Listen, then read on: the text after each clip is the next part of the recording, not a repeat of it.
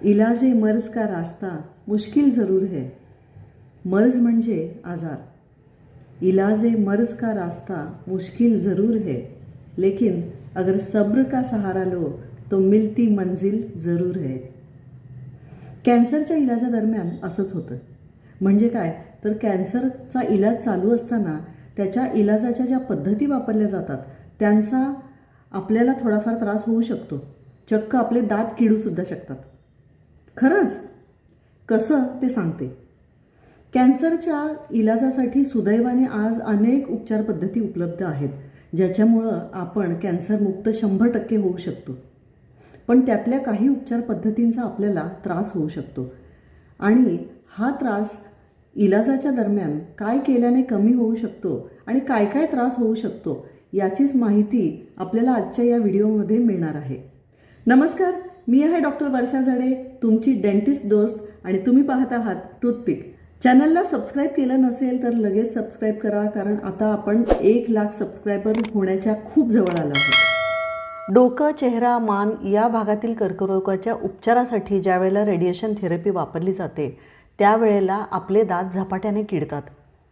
अशा किडीला radiation caries असं म्हटलं जातं। असं का बरं होतं?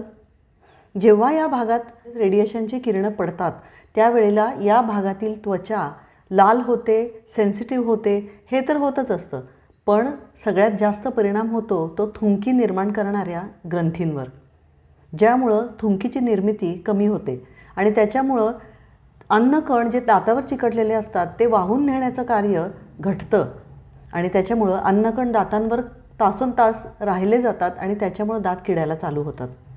याच्याशिवाय आणखी एक गोष्ट होते ती म्हणजे थुंकीमध्ये असलेले कीड विरोधी घटकसुद्धा कमी होतात, त्याच्यामुळं सुद्धा दात किडायला लागतात। ही कीड झपाट्याने वाढते आणि ही विशेष करून हिरड्यांच्या जवळील भागामध्ये दिसते। याचबरोबर आणखीन एक कारण कीड वाढण्याचं म्हणजे या रेडिएशन्समुळे दातांच्या रासायनिक संरचनेवर प्रभाव पडतो, म्हणजेच केमिकल कॉम्पोजिशन दातांचं बदलतं आणि दात कमजोर होतात आणि त्याच्यामुळं सुद्धा दात किडण्याची प्रवृत्ती ही एरवीपेक्षा जास्त होते।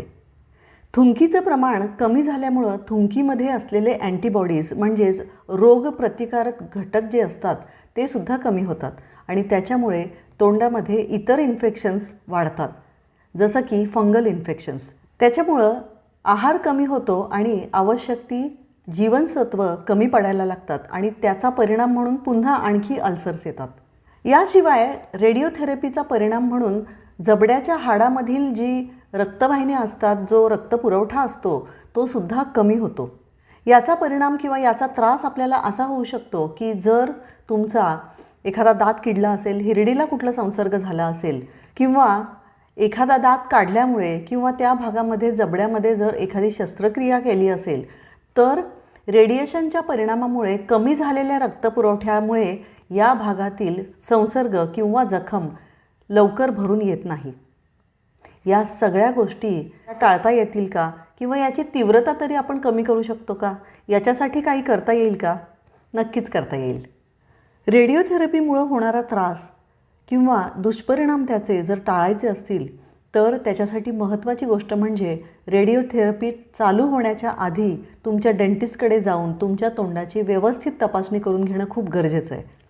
त्याचवेळी जर एखाद्या दाताला किंवा हिरडीला काही ट्रीटमेंटची गरज असेल तर ती रेडिओथेरपी सुरू होण्याच्या आधीच करायला पाहिजे, कारण आत्ताच सांगितल्याप्रमाणे रेडिएशन्समुळे हे प्रॉब्लेम्स बळावू शकतात। काही ट्रीटमेंट्स रेडिएशनच्या 1 महिन्यानंतर तुम्ही करू शकता, पण जर तुमचा एखादा दात काढावा लागणार असेल, जबड्याची एखादी सर्जरी करावी लागणार असेल तर ते मात्र रेडिओथेरपीच्या आधीच करावं। जर तुम्हाला एखाद्या ठिकाणचा दात काढलेला आहे आणि तो बसवायचा असेल, म्हणजेच कृत्रिमरित्या दंतारोपण म्हणजेच इम्प्लांट करायचं असेल तर त्याच्यासाठी विशेष काळजी घेऊन ही ट्रीटमेंट नक्कीच करता येईल। रेडिएशनच्या 4 महिन्या किंवा 6 महिन्यानंतर व्यवस्थित हाडाची तपासणी करून तुम्ही ही ट्रीटमेंट करू शकता, कारण रेडिएशनमुळे आपल्या जबड्यातील रक्तपुरवठा कमी होतो आणि त्याच्यामुळं जखम भरून येण्याची जबड्याची क्षमता कमी झालेली असते। त्यामुळं 6 महिन्यानंतर जेव्हा तुम्ही इम्प्लांट प्लॅन कराल तोपर्यंत जबडा पूर्ववत झालेला असतो आणि त्याची रक्तपुरवठ्याची जी कंडिशन आहे ती सुद्धा पूर्ववत झालेली असते। रेडिएशनमुळे होणारी कीड टाळण्यासाठी म्हणजेच रेडिएशन केरीज टाळण्यासाठी रेडिएशन ट्रीटमेंट चालू होण्याच्या आधीच तुमच्या डेंटिस्टकडे जाऊन तुमचे दात क्लीन करून घ्या आणि महत्त्वाचं म्हणजे दातांना फ्लोराईड ॲप्लिकेशन करून घ्या. फ्लोराईड ॲप्लिकेशनमुळे दाताचं बाहेरील आवरण म्हणजेच इनॅमल हे मजबूत होतं आणि त्याला कीड लागण्याची शक्यता बऱ्यापैकी कमी होते. तुमच्या आहारामध्ये चिकट व गोड पदार्थ टाळा. तंतुमय पदार्थांचा वापर जास्त करा. पाणी लिक्विड्स जास्त प्रमाणात घ्या आणि 2 वेळा नेहमीपेक्षा जास्त प्रमाणात फ्लोराईड असलेल्या पेस्टने दात घासायला पाहिजेत. आणि तरीही जर दातांना रेडिएशन केरीज झाल्याच तर गरजेप्रमाणे तिथे फिलिंग्स किंवा रूट कॅनल करून घ्यायलाच हवं. तुमचे डॉक्टर तुमच्यासाठी कृत्रिम थुंकी प्रिस्क्राईब करतील त्याचा वापर करायला पाहिजे. दिवसभरात भरपूर प्रमाणात लिक्विड्स आणि पाणी घ्यायलाच हवं. आणि सगळ्यात महत्त्वाचं म्हणजे तुमच्या डॉक्टरकडे दर 1.5 ते 2 महिन्यातून एकदा चेकअप करण्यासाठी नक्की जायला पाहिजे. व्हिडिओतील माहिती तुम्हाला कशी वाटली मला कमेंट करून नक्की कळवा आणि अजूनही सबस्क्राईब केलेलं नसेल तर चॅनलला सबस्क्राईब नक्की करा. धन्यवाद.